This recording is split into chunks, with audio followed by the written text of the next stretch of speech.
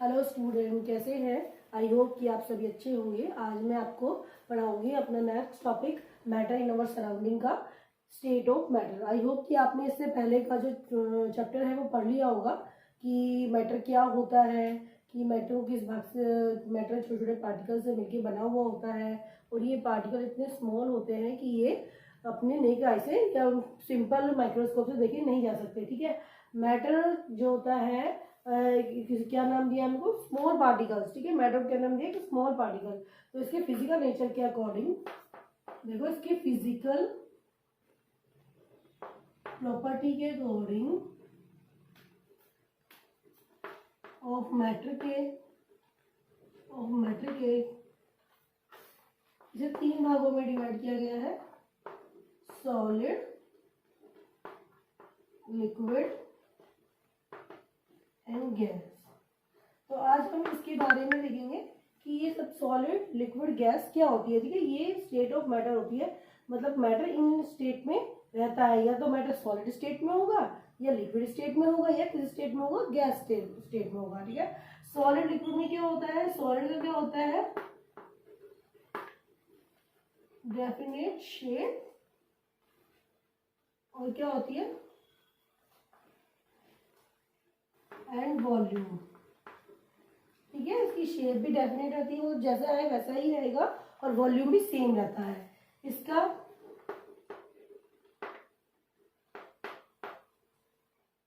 Liquid का जो होता है वॉल्यूम तो सेम रहता है, लेकिन क्या होती है? शेप डिफाइन नहीं होती है। ठीक है, गैस में क्या होता है? ना ही वॉल्यूम सेम होता है और ना ही क्या होता है? शेप सेम होती है। ओके, तो that is the main difference of the solid, liquid and gas.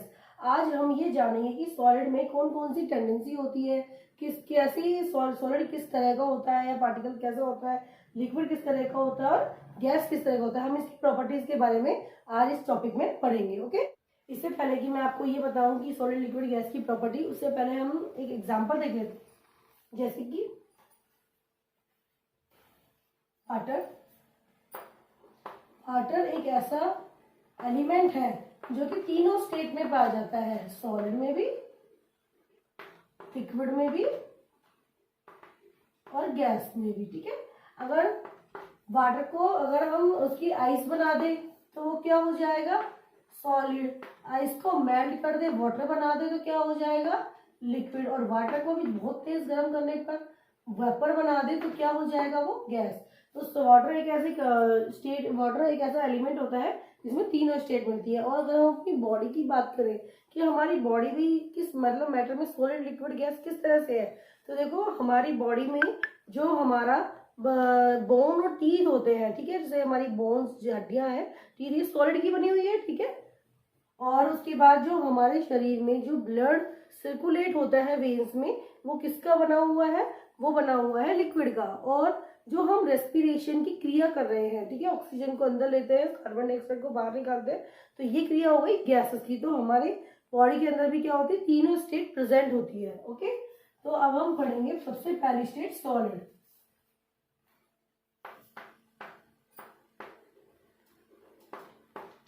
ठीक है, देखो जैसे कि नाम से ही पता लग रहा है कि कोई चीज बिल्कुल सॉलिड होगी। तो इसमें क्या होता है? देखो मॉलिक्यूल्स का अरेंजमेंट देखें हम,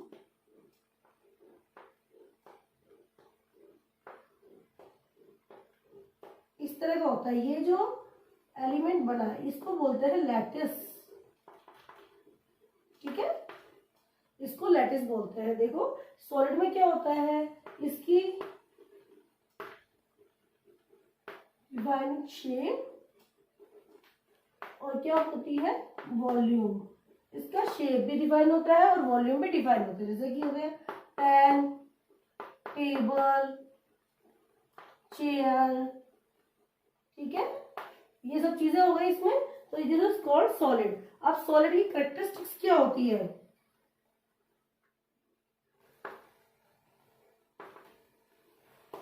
ठीक है, सॉलिड की गुड होता है। देखो का ये मॉलिक्यूल बनाया है, ठीक है, इसमें जो ये पार्टिकल्स ऑफ जो मैटर है, मैटर ऑफ द पार्टिकल्स है, बहुत अंदर सटे हुए हैं। ठीक है, इट मीन्स क्या है कि इसके अंदर का जो इनर पार्टिकल स्पेस है, जो इंटर पार्टिकल मॉलिक्यूल्स का जो स्पेस है वो बहुत कम होता है, और फोर्स ऑफ अट्रैक्शन भी क्या होता है, बहुत ज्यादा होता है, जिसके कारण क्या होता है, ये एक शेप में रहते हैं।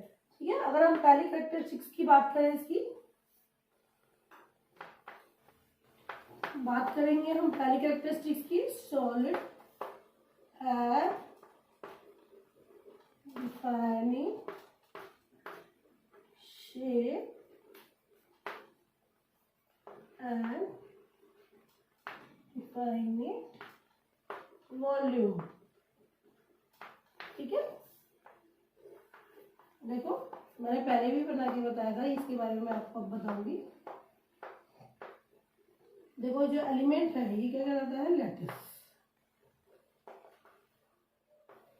देखो सॉलिड की पहली प्रॉपर्टी क्या होती है कि सॉलिड का क्या होता है, डेफिनेटली शेप होता है, और डेफिनेटली क्या होता है, उसका वॉल्यूम होता है। क्यों? क्योंकि जो इसके इनर पार्टिकल्स है, ठीक है, वो क्या होते हैं, कॉम्पैक्ट अरेंज होते हैं। क्या होते हैं, कॉम्पैक्ट अरेंजमेंट होता है। कॉम्पैक्ट अरेंजमेंट का मतलब है कि ये एक दूसरे से बिल्कुल सटे हुए होते हैं। ठीक है, इनके बीच में बिल्कुल भी जगह नहीं है ना, तो ये बिल्कुल सटे हुए होते हैं। ठीक है, सेकंड है, देखो जो इसका फोर्स ऑफ अट्रैक्शन होता है, फोर्स ऑफ अट्रैक्शन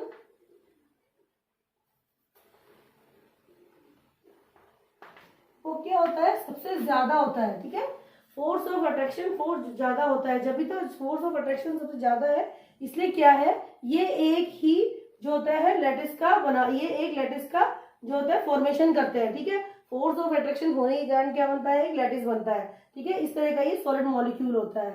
तो इसमें क्या हम क्या देख रहे हैं कि सॉलिड की डिफाइंड शेप एंड वॉल्यूम होती है। ठीक है, सॉलिड को हम जिस भी चीज में डालते हैं वो वैसा ही रहता है। ठीक है, शेप का मतलब है कि अगर हम सॉलिड को, मान लो कोई सॉलिड में अगर मैंने एग्जांपल पेन ले लिया, ठीक है, अगर मैं किसी पेन को किसी कंटेनर में डालूं तो भी पेन पेन ही रहेगा, किसी थाली में डालूं तो भी पेन पेन रहेगा। ठीक है, किसी टब में डाल दूं तो भी पेन ही रहेगा। तो इसने अपनी शेप क्या चेंज करी, नहीं करी। तो क्या होता है, सॉलिड क्या होता है, डिफाइंड शेप का होता है। ठीक है, और डिफाइंड जो होता है इसकी जो होती है, और डेफिनेटली वॉल्यूम होता है, क्योंकि जो पेन का वॉल्यूम है वो पेन का रहेगा, चाहे वो किसी भी चीज में चला जाए। ठीक है, तो सेकंड अगर हम देखें कि अगर मान लो मैं बात करूं कि शुगर और नमक के और सोडा के क्रिस्टल की, ठीक है, अगर शुगर और सोडा क्रिस्टल देखें तो शुगर और सोडा क्रिस्टल होते तो सॉलिड है, लेकिन क्या उसकी शेप में वैरायटीज होती है। क्यों? क्योंकि अगर शुगर शेप को हम किसी कटोरी में डालेंगे तो कटोरी जैसे शेप ले लेगी, ठीक है, ग्लास में डालते हैं तो ग्लास जैसे शेप ले लेते हैं, लेकिन क्या होता है, जो इनके क्रिस्टल्स होते हैं, ठीक है, वो उसी शेप में रहते हैं। किसमें रहते हैं? उसी शेप में रहते हैं। ठीक है, तो इसका मतलब हमने पहली कैरेक्टरिस्टिक्स क्या देखी है कि सॉलिड के डेफिनेट शेप होती है, definite volume, due to the inter particle compact arrangement and the force of the attraction. Okay, solid have rigidity. देखो ये वर्ड बहुत बार आएगा, इसका रिजिडिटी का मतलब होता है डर, मतलब कोई चीज बिल्कुल कॉम्पैक्ट अरेंज हो जाना, मतलब एक तरह की टेंडेंसी होती है, टेंडेंसी ऑफ मेंटेन शेप। ठीक है, ये एक तरह की टेंडेंसी होती है अपने शेप को मेंटेन करने के लिए। सॉलिड हैव रिजिडिटी मतलब सॉलिड अपने शेप को मेंटेन करके रहता है due to the force of attraction, बहुत ज्यादा होने के कारण, और इंटरमोलिकुलर स्पेस जो होता है ये बिल्कुल सटे हुए होते हैं, इनमें इंटरमोलिकुलर स्पेस बहुत कम होता है। इसके कारण क्या होता है, सॉलिड अपनी जो शेप को जो होता है बनाए रखता है, जब तक कि उस पर बाहर से कोई हैमर का या कुछ का भी यूज नहीं किया जाए। ठीक है, अगर जैसे कि अगर मैं रिलेट होता है उसको बनाए रखता है। ठीक है, क्यों बनाए रखता है? क्योंकि उसमें बहुत ज्यादा ही फोर्स ऑफ अट्रैक्शन होता है, इसलिए वो अपने शेप को बनाए रखता है। सॉलिड है वॉल्यूम डिफाइनेड वॉल्यूम। ठीक है, देखो थर्ड हमारी प्रॉपर्टी की सॉलिड हैव डिफाइनेड वॉल्यूम की, सॉलिड का क्या होता है, डेफिनेट वॉल्यूम होता है। ठीक है, क्यों होता है? क्योंकि इसमें पहले बताया था ड्यू टू द जो इसके इंटरमॉलिक्यूल होते हैं, जो स्पेस होता है जो मॉलिक्यूल्स में, वो बहुत ही क्या होता है, कम होता है, ठीक है, कम होता है। और क्या होता है, इसमें फोर्स ऑफ अट्रैक्शन बहुत ज्यादा होता है, इस वजह से क्या होता है, इसका वॉल्यूम भी उतना का उतना होता है। जैसे कि सॉलिड का क्या होता है, वॉल्यूम सेम रहता है, इसको कंप्रेस नहीं किया जा सकता, ठीक है। वॉल्यूम में हम बात करेंगे कंप्रेस की, तो इसको कंप्रेस नहीं किया जा सकता। क्या मैं चेयर को कंप्रेस कर सकती हूँ? नहीं। क्या मैं ब्रेन को कंप्रेस कर सकती हूँ? नहीं। लेकिन अगर मैं बात करूँ लेकिन अगर मैं बात करूँ रबर बैंड की, क्या वो कंप्रेस हो सकता है? हाँ, ठीक है। लेकिन रबर बैंड है तो एक सॉलिड ही, लेकिन वो कंप्रेस हो सकता है। क्यों? क्योंकि हमने उस पर आउटर फोर्स अप्लाई किया है। जब तक वो रखा रहेगा वो सॉलिड ही है, ठीक है। लेकिन जैसे ही क्या करेंगे हम, उस पर आउटर फोर्स मतलब अपने हाथ से ऐसे खींचेंगे तो क्या हो जाएगा, वो स्ट्रेच हो जाएगा। लेकिन जैसे ही हम उस पर आउटर अपना फोर्स अप्लाई करना बंद कर देंगे तो वो क्या कर लेगा, अपना फिर से उसी पोजीशन में आ जाएगा जिस पोजीशन में वो पहले था, ठीक है। तो इसका मतलब ये हुआ कि सॉलिड क्या होता है, डेफिनेट वॉल्यूम होता है, इसको कंप्रेस नहीं किया जा सकता, ठीक है। फोर्थ है solid have no tendency of diffusion. नोमिना है वो है solid have no tendency of diffusion. देखो, जैसे मैंने आपको पहले ही बताया था कि डिफ्यूजन क्या होता है, डिफ्यूजन हाई कंसंट्रेशन से लोअर कंसंट्रेशन में होता है। और डिफ्यूजन क्या होता है, किसी भी दो मॉलिक्यूल का इंटरमिक्स हो जाना, ठीक है, दो स्टेट का इंटरमिक्स हो जाना, वो क्या होता है, डिफ्यूजन। अगर मान लो मैं सॉलिड को सॉलिड में ही मिक्स करूं, ठीक है, क्या सॉलिड सॉलिड में मिक्स होगा? नहीं होगा। तो सॉलिड में क्या होती है, टेंडेंसी नहीं होती डिफ्यूज होने की, ठीक है। जैसे कोई पेन हो गया तो वो कैसे डिफ्यूज होगा, टेबल होगी, कैसे डिफ्यूज होगा, तो डिफ्यूजन हो ही नहीं सकता वो, ठीक है। तो सॉलिड में क्या नहीं होती, टेंडेंसी नहीं होती डिफ्यूज करने की। और डिफ्यूजन क्या, और डिफ्यूजन मैं आपको पहले बढ़ा चुकी हूँ, पहले मेरे पहले की लिंक पे जाके देखना कि डिफ्यूजन क्या होता है, वहां मैंने पूरा बताया हुआ है कि डिफ्यूजन क्या होता है, ठीक है। तो ये हमारे कुछ टॉपिक्स हैं, ये है हमारे सॉलिड के, ठीक है। तो हमने सॉलिड में क्या क्या पढ़ा है, solid have definite shape and definite volume. Solid हैविलिटी मतलब सॉलिड में टेंडेंसी होती है अपने शेप को मेंटेन करने की, ठीक है। सॉलिड क्या होता है, इसका डिफाइन वॉल्यूम होता है। और सॉलिड क्या होता है, इसमें टेंडेंसी नहीं होती है डिफ्यूज करने की, और ना ही सॉलिड को कंप्रेस किया जाता है। तो ये होती है 4 कैरेक्टरिस्टिक्स ऑफ द सॉलिड, ठीक है, 4 कैरेक्टरिस्टिक्स ऑफ सॉलिड। अब नेक्स्ट हम पढ़ेंगे लिक्विड।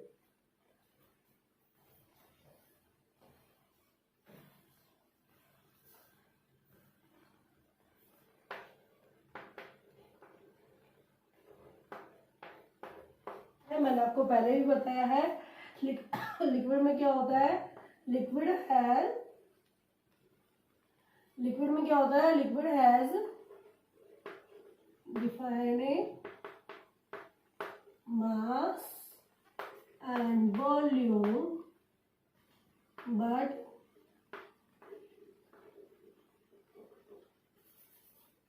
no defining shape, ठीक है। इसका एग्जाम्पल हो गया, इसका एग्जाम्पल क्या हो गया, वाटर, हनी, ठीक है, कोला, ये जितने भी एग्जाम्पल है लिक्विड में आते हैं, ठीक है। लिक्विड का देखो क्या होता है कि मास तो डिफाइन होता है और वॉल्यूम भी डिफाइन होता है, लेकिन इसका क्या नहीं होता है, शेप डिफाइन नहीं होता है, ठीक है। तो ये हमारी पहली प्रॉपर्टी है लिक्विड की, ठीक है, ये हमारी पहली प्रॉपर्टी है कि देखो इसको हम कैसे समझेंगे। इस लिक्विड में देखो मॉलिक्यूल कैसे होते हैं, थोड़े से, ठीक है।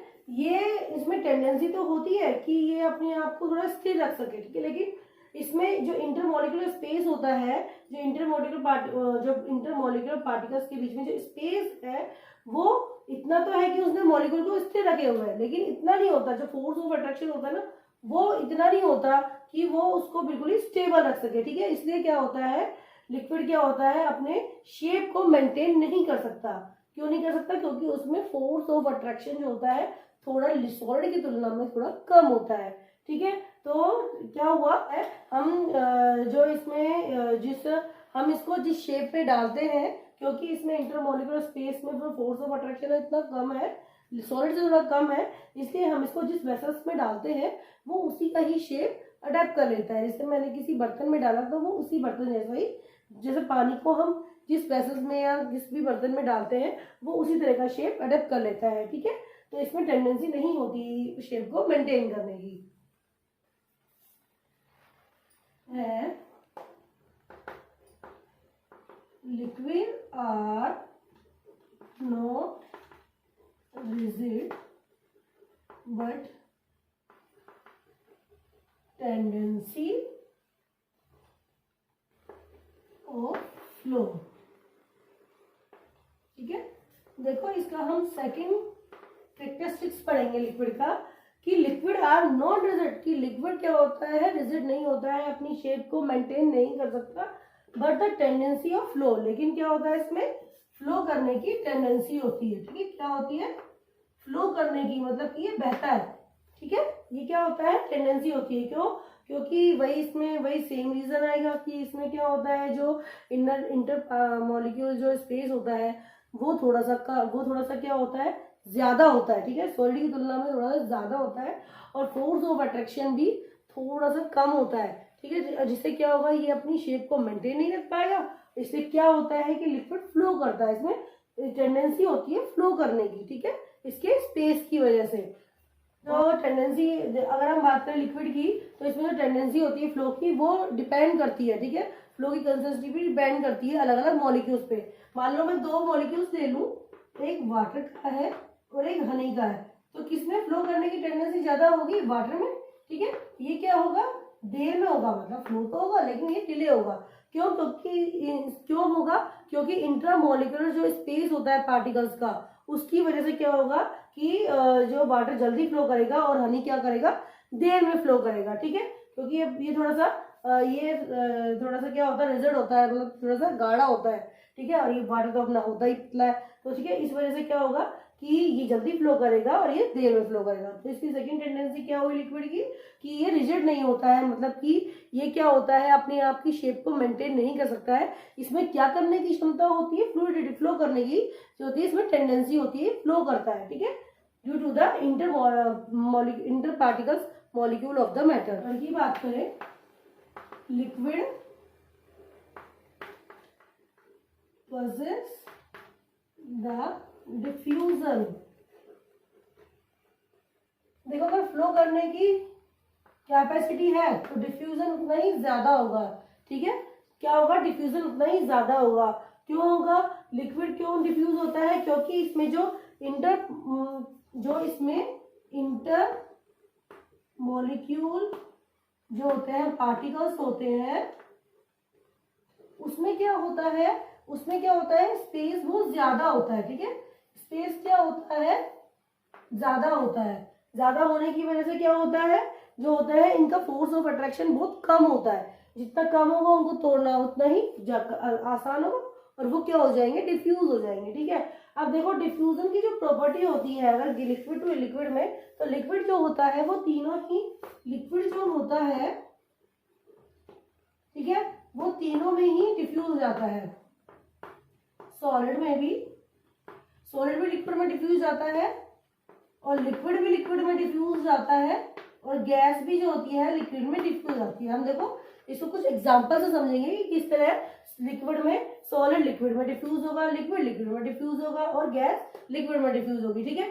तो लिक्विड में टेंडेंसी होती है डिफ्यूजन की कि वो तीनों स्टेट को डिफ्यूज कर देती है, ठीक है। कैसे कर देती है, देखो फर्स्ट हम अगर सॉलिड को देखें, तो सॉलिड में मैंने आपको पहले भी पढ़ाया था कि हमने क्या किया था, जब हमने पार्टिकल्स ऑफ मैटर पढ़े थे, matter is made up of the small tiny particles, ठीक है, जिसमें हमने डिफ्यूजन पढ़ा था, तो उसमें मैंने बताया था कि हमने एक लिक्विड लिया था, वाटर, ठीक है। इसमें क्या हो गया, लिक्विड क्या हो गया, वाटर, ठीक है। अब वाटर में मैंने क्या ऐड कर दी, अब देखो वाटर में मैंने क्या ऐड कर दिया, पोटेशियम परमंगनेट, KMnO4, ये पोटेशियम परमंगनेट का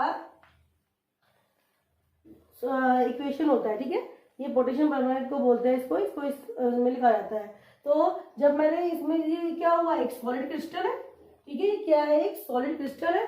तो मैंने लिक्विड में क्या ऐड कर दिया, सॉलिड ऐड कर दिया, ठीक है, जो मिक्स हो जाता है, और जो वाटर का कलर है वो किस कलर का हो जाएगा, पिंक कलर का हो जाएगा, ठीक है, पिंक कलर हो गया। इसमें क्या हुआ कि वो उस पर डिफ्यूज हो रहा है, कि वाटर में जो क्रिस्टल है हमारा सॉलिड है वो डिफ्यूज हो रहा है, ठीक है। तो that is the example of the diffusion in the solid into the liquid, ठीक है, कि डिफ्यूजन किस तरह होता है सॉलिड का लिक्विड में। अब देखो नेक्स्ट हम देखेंगे the example of the liquid into the liquid, ठीक है। लिक्विड में अगर हम वाटर में अल्कोहल को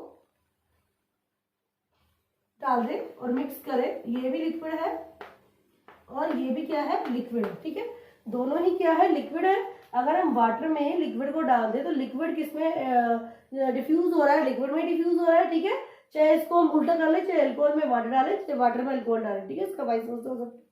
तो क्या होगा, ये भी क्या होगा, डिफ्यूज जाएगा, मिक्स हो जाएगा और क्या बन जाएगा, एक सॉल्यूशन बन जाएगा, ठीक है। कॉमन मिला के हमको डिफ्यूजन में क्या बनाना है, एक सॉल्यूशन बनाना है। हम अगर वाटर और KMnO4 की बात करें तो इसमें भी एक सॉल्यूशन बनता है और वाटर में अल्कोहल मिला तो क्या बन जाएगा, सॉल्यूशन बन जाएगा।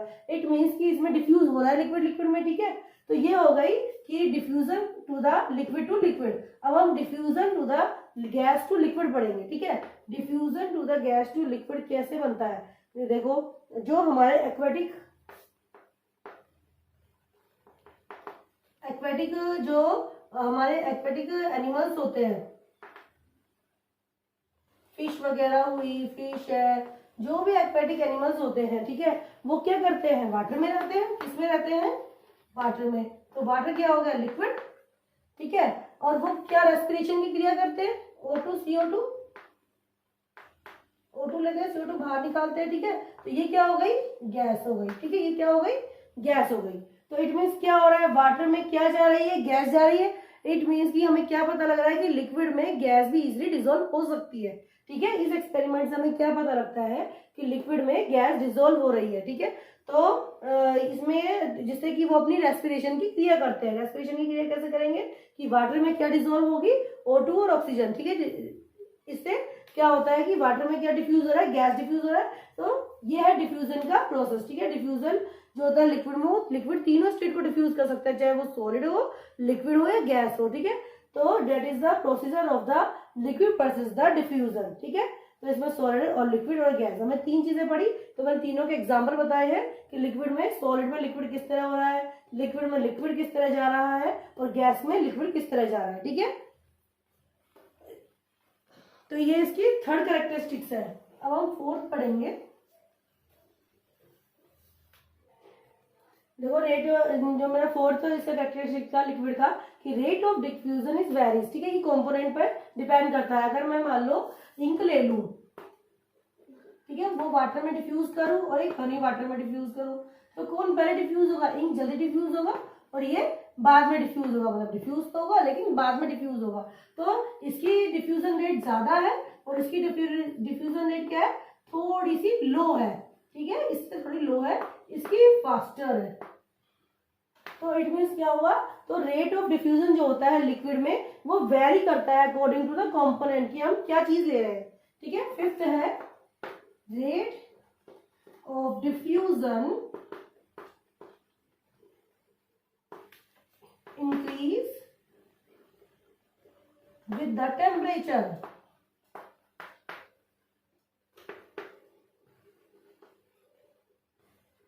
ठीक है। अब अपना रेट लिक्विड का जो फोर्थ कैरेक्टरिस्टिक्स है वो है कि जो डिफ्यूजन का रेट होता है, मतलब कि जो उसकी डिफ्यूजन का जो रेट है वो इंक्रीज होता है टेम्परेचर से, ठीक है। इसको हम किससे समझेंगे, काइनेटिक एनर्जी से, काइनेटिक एनर्जी से समझेंगे हम, ठीक है। कैरेक्टरिस्टिक्स है rate of the diffusion increase with the temperature, वो कैसे इंक्रीज होगा, ठीक है, due to the kinetic energy. इसमें किसका नाम है, काइनेटिक एनर्जी का। काइनेटिक एनर्जी क्या होती है, जब भी हम किसी मॉलिक्यूल्स को, जैसे मैंने वाटर को गर्म किया, ठीक है, वाटर को गर्म किया, तो क्या होता है, जैसे ही मैं उसको टेम्परेचर दूंगी, काइनेटिक एनर्जी क्या हो जाएगी, उसकी इंक्रीज हो जाएगी, काइनेटिक एनर्जी इंक्रीज हो जाएगी। और काइनेटिक एनर्जी इंक्रीज होने से, ठीक है, वो वाटर किसमें, वेपर में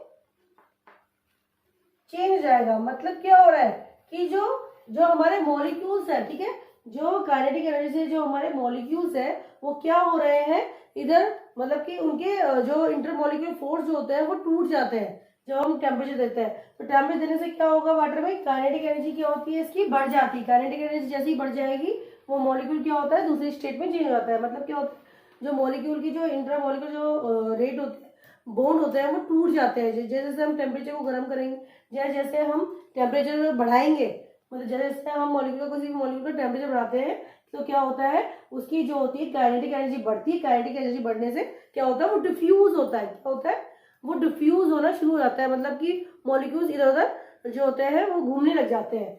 मॉलिक्यूल घूमने लग जाएंगे तो क्या होगा, वो एक जगह से दूसरी जगह पे जाने लग जाएंगे। ठीक है, तो ये होती है, तो ये होता है कि रेट ऑफ डिफ्यूजन इंक्रीज हो जाता है। क्यों, क्योंकि अगर मान लो मैंने सकते हैं कि अगर हम हॉट वाटर में चीनी को डालें और कोल्ड वाटर में चीनी डालें, तो किसमें सबसे पहले वो घुलेगी। ठीक है, किसमें सबसे पहले डिफ्यूज हो जाएगी, वो किसमें, हॉट वाटर में। क्यों, क्योंकि उसकी काइनेटिक एनर्जी बहुत ज्यादा है और कोल्ड वाटर की काइनेटिक एनर्जी बहुत कम है, इसलिए उसमें धीरे धीरे करके मिलती है, कई बार तो रह भी जाती है। ठीक है, तो क्या, तो इसका मतलब क्या हुआ कि रेट ऑफ डिफ्यूजन इंक्रीज हो रहा है विद द टेम्परेचर। ठीक है, तो ये थी 5 properties of the liquid. 5 property थी लिक्विड की, कि लिक्विड का क्या होता है, शेप नहीं होता है, मास और वॉल्यूम डिफाइन रहता है। सेकंड था कि लिक्विड क्या होता है, फ्लो करने की टेंडेंसी होती है। थर्ड था कि लिक्विड क्या होता है, वो क्या होता है, लिक्विड क्या होता है, उसमें सारे डिफ्यूजन रेट बताया था हमने कि लिक्विड में सब तरह के डिफ्यूजन होते हैं, चाहे सॉलिड के हो, चाहे लिक्विड के हो, चाहे गैस के हो। फोर्थ था कि डिफ्यूजन रेट भी वेरी करता है कि हमारा कौन सा मॉलिक्यूल्स है। ठीक है, और फिफ्थ था हमारा कि rate of the diffusion increase होता है with the temperature due to the kinetic energy. ठीक है, तो ये सब हमारे लिक्विड के कैरेक्टरिस्टिक्स थे। अब आप नेक्स्ट थर्ड हमारा आता है गैस। तो जैसे कि आप पहले ही जानते हैं कि गैस के मॉलिक्यूल्स क्या होते हैं, इधर उधर, नो इंट्रामॉलिक्यूल्स, ना तो इनके बीच में कोई स्पेस होता है, ठीक है, ना ही कोई फोर्स ऑफ अट्रैक्शन होता है। तो नो, तो डिफिनिट शेप होती है और ना ही डेफिनेट वॉल्यूम एंड मास होता है। ठीक है, ना तो इसकी डेफिनेट शेप होती है और ना ही इसका जैसे कि ऑक्सीजन, हाइड्रोजन, ईटीसी। ठीक है, इसमें जो फोर्स ऑफ अट्रैक्शन होता है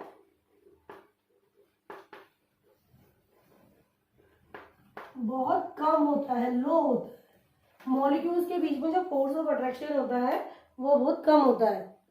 ठीक है, अब हम गैस के कैरेक्टरिस्टिक्स देखेंगे। गैस के कैरेक्टरिस्टिक्स क्या होते हैं, ये मैंने गैस के मॉलिक्यूल्स बनाए हैं।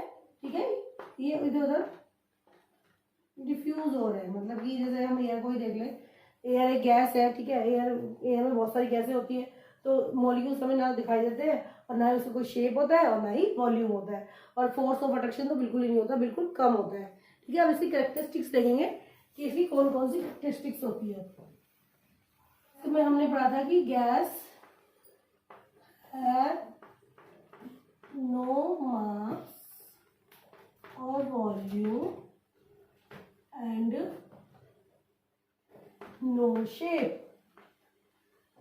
ठीक है, जैसे कि हमने पहले पढ़ा है, इसकी ये फर्स्ट कैरेक्टरिस्टिक्स है कि गैस की कोई भी ना मास होता है, ना वॉल्यूम होता है, ना ही शेप होता है, क्योंकि इसको ये जिस कंटेनर में रखा जाता है उसी का ये शेप ले लेता है। ठीक है, तो इसका ना कोई मास होता है ना वॉल्यूम होता है, due to the force of attraction इसमें इतने कम होता है मॉलिक्यूल्स में कि इसका कोई शेप नहीं होता है। ठीक है, और इसमें जो पार्टिकल्स में जो इंटरमॉलिक्यूलर स्पेस होता है वो भी बहुत ज्यादा होता है। ठीक है, तो इसकी फर्स्ट कैरेक्टरिस्टिक्स है। सेकंड है हैव मैक्सिमम फ्लूइडिटी एंड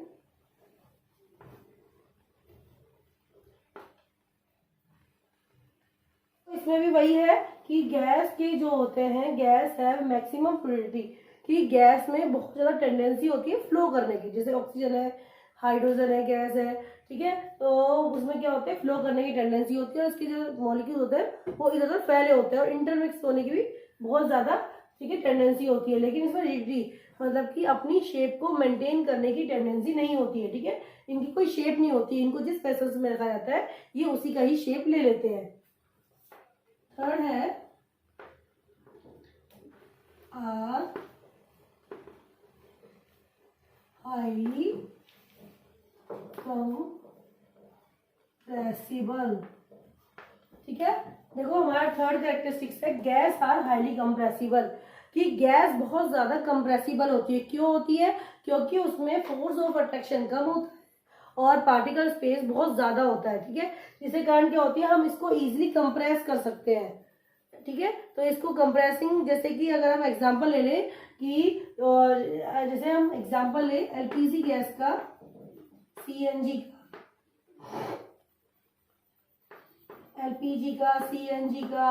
ठीक है, और जो ऑक्सीजन, जो एलपीजी और जो ऑक्सीजन जो गैस, जो एलपीजी और ऑक्सीजन जो होता है, जो कि अस्पतालों में यूज की जाती है। ठीक है, उसमें क्या करते हैं, इसको बहुत ज्यादा प्रेशर पर कंप्रेस कर दिया जाता है। प्रेशर, क्योंकि इसमें मॉलिक्यूल फ्री होते हैं तो इसमें प्रेशर हम दे सकते हैं। ठीक है, जितनी ज्यादा प्रेशर देंगे तो वो उतनी उससे कम उसमें, मतलब अगर मान लो बहुत सारी गैस है तो हमको जितनी ज्यादा हम प्रेशर देंगे तो हम उसको प्रेशर देके कम वॉल्यूम, कम जगह में भी हम उसको रख सकते हैं। ठीक है, जैसे कि अगर हम ऑक्सीजन की बात हो गई तो ऑक्सीजन तो सब जगह होती है, लेकिन हम ऑक्सीजन को कंप्रेस करके किसी भी सिलेंडर में भर सकते हैं। तो जो अस्पतालों में एलपीजी और ऑक्सीजन काम आते हैं वो क्या होता है, उसमें भी यही गैस होती है। ठीक है, ये गैस होती है जो कंप्रेस से भरी जाती है। तो मतलब क्या हुआ, गैस और कंप्रेसिबल। गैस क्या है, कंप्रेसिबल है। और आजकल जैसे कि व्हीकलों में सीएनजी का यूज किया जा रहा है। ठीक है, सीएनजी क्या होती है, कंप्रेस नेचुरल गैस, मतलब कि नेचुरल गैस को क्या करते हैं, कंप्रेस करते हैं और सिलेंडरों में भरते हैं। तो इट मीन्स क्या हुआ कि ये जो कंप्रेस नेचुरल गैस होती है, इनको सिलेंडर में भरा जाता है अच्छे प्रेशर पे। ठीक है, जब प्रेशर पे भरा जाएगा तो इट मीन्स क्या हुआ कि हमने बहुत सारी गैसों को कंप्रेस कर लिया, बहुत ज्यादा प्रेशर दिया और उसको सिलेंडर में भर दिया। ठीक है, कि बहुत सारी जो गैस थी उसको हमने सिलेंडर में भर दिया, तो इसका मतलब क्या हुआ, हमने उसको कंप्रेस कर दिया। तो गैस और कंप्रेसिबल, गैस क्या है, कंप्रेसिबल है। की बात करें तो गैस बहुत ज्यादा कंप्रेसिबल होती है, लिक्विड ऑलमोस्ट नहीं होता है और सॉलिड तो कंप्रेसिबल होता ही नहीं है। ठीक है, तो इसको हम एक एक्सपेरिमेंट से भी बता सकते हैं।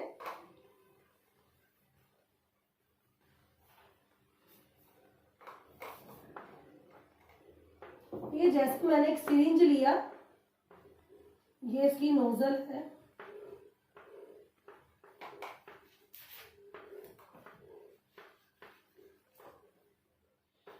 इसको मैंने रबड़ बॉक्स से बांध दिया। ठीक है, इसमें तो मैंने क्या कर दी, एयर, इसमें मैंने भर दिया, इसमें तो एयर है, इसको मैं इसमें आ देती हूँ, इसमें वाटर, ये तो है गैस, ये है लिक्विड और ये है सॉलिड। इसमें मैंने चौक के टुकड़े भर दिए।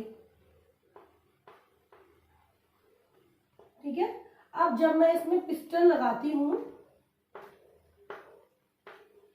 और इस पर प्रेशर डालती हूँ तो कौन सी जल्दी प्रेशर दबेगा, देखो। ठीक है, गैस क्या है, जल्दी प्रेशर दबेगा, मतलब ये कंप्रेसिबल है, क्योंकि इसमें जो मॉलिक्यूल्स जो है वो बहुत दूर दूर है।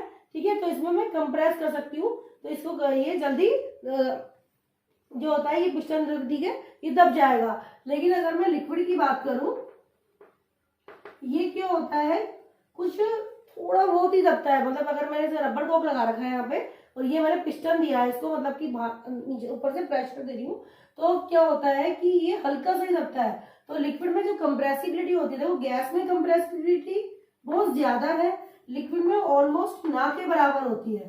ठीक है, ऑलमोस्ट नो होती है। और सॉलिड को अगर मैं चौक भर रखी है मैंने इसमें और मैं इसको ऊपर से प्रेशर दे रही हूँ, तो इसमें सॉलिड में क्या होता है, बिल्कुल भी कंप्रेसिबिलिटी नहीं होती है। ठीक है, सॉलिड में जो कंप्रेसिबिलिटी होती है बिल्कुल नहीं होती है। तो ये इससे साबित होता है कि गैस सबसे ज्यादा कंप्रेसिबल होती है। ठीक है, तो ये है इसकी 4 कैरेक्टरिस्टिक्स की गैस आर कंप्रेसिबल। तो भी देखें कि गैस में जो होता है वो होता है जो इसके इंटरमॉलिक्यूलर स्पेस होती है सबसे ज्यादा होती है, लिक्विड में इंटरमॉलिक्यूलर स्पेस कम होती है और सॉलिड में इंटरमॉलिक्यूलर स्पेस होती नहीं है, बिल्कुल फोर्स ऑफ अट्रैक्शन बहुत ज्यादा होता है। ठीक है, तो गैस में इंटरमॉलिक्यूलर स्पेस क्या हुआ, इंट्रामोलिक्यूलर स्पेस ज्यादा है, इसमें थोड़ा सा मतलब इसमें बहुत ही कम है, नेग्लेजिबल है, और इसमें तो बिल्कुल ही नहीं है। ठीक है, इसमें इंट्रामोलिक्यूलर स्पेस होता ही नहीं है। ठीक है, तो ये है 3 स्टेट। नेक्स्ट इसकी कैरेक्टरिस्टिक्स है गैस हैव लो डेंसिटी। देखो गैस में क्या होता है, लो डेंसिटी होती है due to the intermolecular space जो इसमें बहुत सारा होता है, ठीक है। तो ये क्या होती है, बहुत लो डेंसिटी की होती है। ओके, तो इसमें मॉलिक्यूल्स जो होते हैं बहुत दूर दूर होते हैं, ठीक है। इसकी गैस या तो लो डेंसिटी, गैस की लो डेंसिटी होती है as compare the solid and liquid, ठीक है। लिक्विड की उससे कम होती है और सॉलिड उससे ज्यादा होती है। तो सबसे ज्यादा डेंसिटी किसकी हुई, सॉलिड की, और लिक्विड क्या उससे थोड़ी सी कम, और गैस की सबसे कम होती है डेंसिटी। क्यों? क्योंकि इसमें जो मॉलिक्यूल्स होते हैं बहुत दूर दूर होते हैं और फोर्स ऑफ अट्रैक्शन भी बहुत दूर दूर होता है, तो इसका डेंसिटी भी क्या होगी, कम होगी, ठीक है। फोर्थ है एनर्जी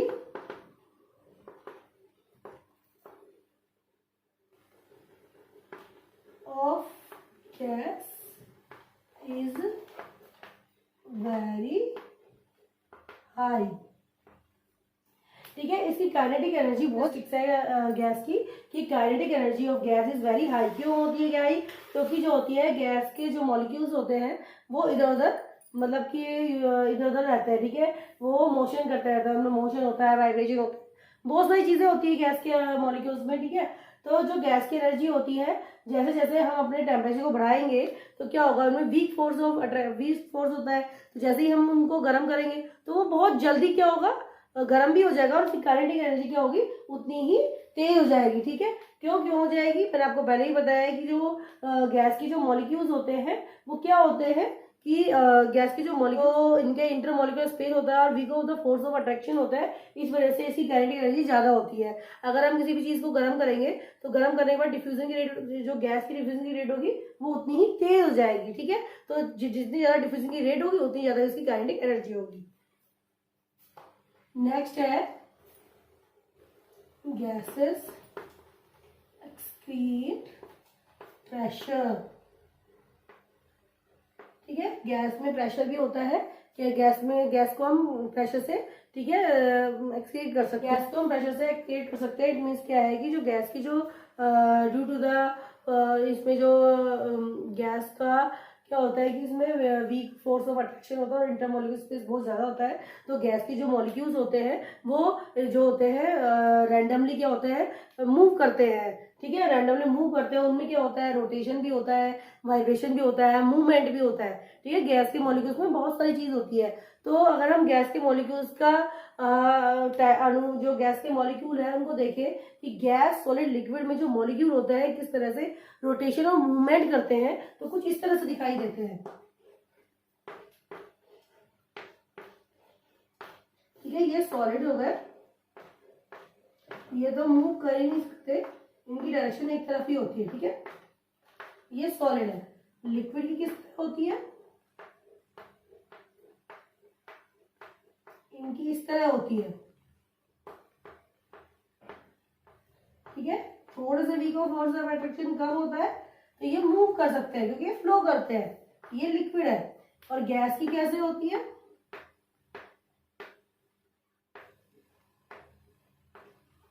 इनका रेट ऑफ डिफ्यूजन भी ज्यादा होता है और जो इंटरमोलिकुलर स्पेस जो होता है बहुत ज्यादा होता है और फोर्स ऑफ अट्रैक्शन बहुत कम है। तो क्या होता है, इन पे हम प्रेशर को अप्लाई कर सकते हैं, ठीक है। तो ये गैस के मॉलिक्यूल्स है। तो कंक्लूजन क्या निकलता है कि गैस में जो प्रेशर होता है, सॉलिड में जो प्रेशर होता है वो कम होता है, लिक्विड में उससे ज्यादा होता है, और गैस का प्रेशर क्या होता है, सबसे ज्यादा होता है, ठीक है। निकलता है कि जो हमारा मोशन है, जो गैस का मोशन है, देखो सॉलिड में मोशन बिल्कुल नहीं है, लिक्विड में मोशन थोड़ा है क्योंकि लिक्विड फ्लो करता है, और गैस में मोशन बहुत ज्यादा है, ठीक है। तो ये इसकी कैरेक्टरिस्टिक्स हुई। नेक्स्ट है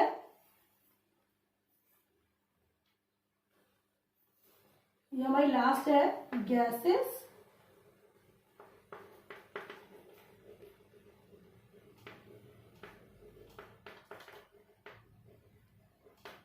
जो गैस होती है वो डिफ्यूज हो सकती है बहुत ज्यादा, बहुत जल्दी, जैसे कि क्योंकि इसमें वही आएगा due to the force of attraction, weak force of attraction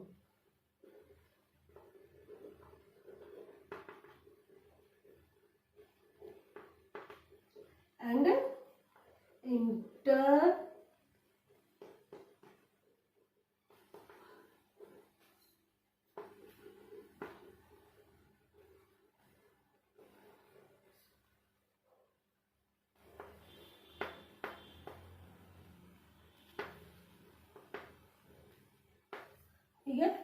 जो इनका फोर्स ऑफ अट्रैक्शन बहुत कम होता है, मॉलिक्यूल्स जो होते हैं, जो इंटर पार्टिकल जो स्पेस होता है, मॉलिक्यूल्स का जो स्पेस होता है वो बहुत ज्यादा होता है, ठीक है, बहुत हाई होता है। और तो अगर हम इसका एग्जांपल देखें तो जैसे कि हम जब घर में खाना बनाते हैं और बाहर से कोई आता है, ठीक है, तो उसको हमारे खाने की खुशबू है बहुत जल्दी महसूस होती है। क्यों होती है? क्योंकि जो एयर के जो पार्टिकल्स है, ठीक है, उसके अंदर जो हमारे खाने की जो पार्टिकल्स है वो मिक्स हो गए हैं, ठीक है। मिक्स होने की वजह से क्या होता है, वो बहुत जल्दी कमरे में या हमारे किसी भी किचन में फैल जाते हैं और वो हमें जल्दी महसूस होता है, ठीक है। तो इसका मतलब क्या हुआ कि गैस क्या हो रही है, बहुत ज्यादा डिफ्यूज होती है। और गैस को हम इजीली क्या है बता सकते, सबसे ज्यादा जो डिफ्यूजन है सबसे ज्यादा किसमें होता है, गैस में होता है। अगर मैं बात करूँ सॉलिड, लिक्विड और गैस की, तो डिफ्यूजन सबसे ज्यादा किसमें हुआ, गैस में। लिक्विड में डिफ्यूजन, लिक्विड में सबसे ज्यादा रैपिड डिफ्यूजन गैस का होता है, उससे कम सॉलिड उसका लिक्विड का होता है, और सबसे कम मतलब डिफ्यूजन नहीं होता है, किसमें नहीं होता, सॉलिड में डिफ्यूजन होता ही नहीं है, ठीक है। तो ये सारे आपके ये है स्टेट ऑफ मैटर, ठीक है। तो आज हमने स्टेट ऑफ मैटर के बारे में पढ़ा, इसमें तीनों स्टेट पढ़ी, solid, liquid and gas. Solid में क्या होता है, सॉलिड में मैं आपको एक बार फिर से रिवीजन करा देती हूँ कि सॉलिड में क्या होता है कि जो इसमें इसकी डेफिनेट शेप और डेफिनेट वॉल्यूम होती है और डेफिनेट ही मास होता है इसका, ठीक है। और इसमें क्या होते हैं, जो इंट्रा मॉलिकुलर जो पार्टिकल्स होते हैं बहुत सटे हुए होते हैं, फोर्स ऑफ अट्रैक्शन भी बहुत ज्यादा होता है, ठीक है। ये सेकेंड है लिक्विड। लिक्विड का क्या होता है, शेप मेंटेन नहीं होता है लेकिन मास और वॉल्यूम डिफाइन रहता है। जैसे कि अगर हम बात करें कि डिफ्यूजन रेट कितना होता है लिक्विड में, तो डिफ्यूजन रेट जो होता है लिक्विड में, तीनों तरह के जो डिफ्यूजन हो सकते हैं, चाहे वो सॉलिड का डिफ्यूजन हो, चाहे लिक्विड का डिफ्यूजन हो, चाहे गैस का डिफ्यूजन हो, ठीक है। थर्ड अगर बात करें गैस की, तो गैस ऑलमोस्ट क्या होता है, कंप्रेसराइज गैस होती है। तो गैस में क्या होता है, ना इसकी शेप होती है ना वॉल्यूम होती है। क्यों नहीं होती? क्योंकि इसमें जो पार्टिकल्स जो होते हैं वो बहुत दूर दूर होते हैं, मॉलिक्यूलर मैटर के जो पार्टिकल्स होते हैं वो बहुत दूर दूर होते हैं, और फोर्स ऑफ अट्रैक्शन भी बहुत कम होता है, जिसके कारण जो इनका बॉन्ड तोड़ना बहुत आसान हो जाता है, और जितना ज्यादा हम इसको गर्म करेंगे वो उतना ही तेजी रैपिडली फैलेगा, ठीक है। तो इसकी डिफ्यूजन रेट उतनी ज्यादा होती है। तो मैं आपको इसके बाद जो इसका कंपैरिजन है, कंपैरिजन जो सॉलिड लिक्विड गैस का है वो मैं आपको नेक्स्ट इसमें बता दूंगी कि सॉलिड लिक्विड गैस में कंपैरिजन किस तरह से होता है, ठीक है। तो मैं आपको ये टेबल है, तो इस टेबल के अकॉर्डिंग आप समझिए कि सॉलिड लिक्विड गैस में जो मैंने आपको समझाया है उसके अकॉर्डिंग ही उसमें सॉलिड लिक्विड गैस का जो कंपैरिजन है वो दे रखा है। तो आप समझिए कि वो किस तरह दे रखा है, ठीक है। मैंने आपको सारे टॉपिक बता दिए हैं solid liquid. Okay, thank you, bye bye. अगर मेरी वीडियो अच्छी लगी हो तो please please subscribe, like and comment.